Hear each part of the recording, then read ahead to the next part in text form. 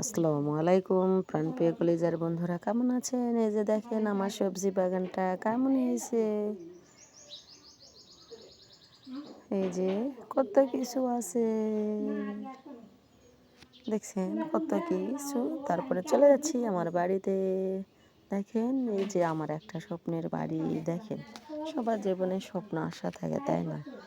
অনেক কষ্ট করে বাড়িটা করা হয়েছে, নিচেরটা কমপ্লিট হয়েছে, উপরেরটা শুরু করছে আবারও। দেখেন অগোছালো হয়ে আছে, এলোমেলো, কত এলোমেলো অগোছানো, আর কি বলবো। জাস্ট আবার দ্বিতীয় রুমে চলে যাচ্ছে। এটা হচ্ছে ড্রয়িং রুম, এটা হচ্ছে চেয়ার টেবিল, এটা ওয়াশরুম, বেসিন, এই যে ওয়াশরুম জাস্ট দুইটা, আর একটা হবে। গাড়িটাও গেটের মুখের আগে রাখছে, আবার অন্য রুমে চলে যাচ্ছি, ফাঁকাই পরে আছে। দেখছেন এটা হচ্ছে বক্স আন্না, এটা বাক্স।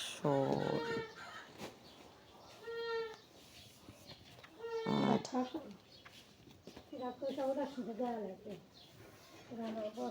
আবারও ঘুরে আসতেছি আর একটার জন্য। দেখেন ধীরে ধীরে ভয়েস দিচ্ছে, বুঝছেন? চেঁচামেচি করে দিচ্ছে আমার শাশুড়ি,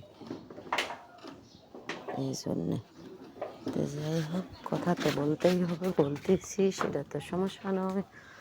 সমস্যা হলো ইদানিং এই যে আর একটা রুমে চলে আসছি। মাইক্রো শোকেস, ডিজাইনগুলো কেমন হয়েছে অবশ্যই কিন্তু বলবেন কমেন্টের দ্বারাই। আমাকে তো ভালোই লাগতেছে।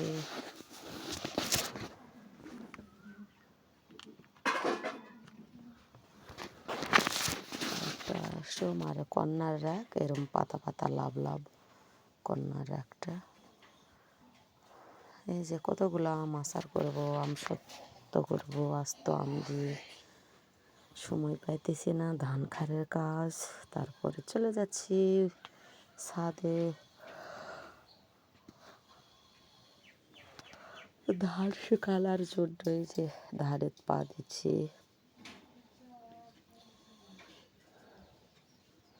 কি আর করবো বলেন, ধানগুলাতে পা দিয়ে কমপ্লিট করে নিচ্ছি।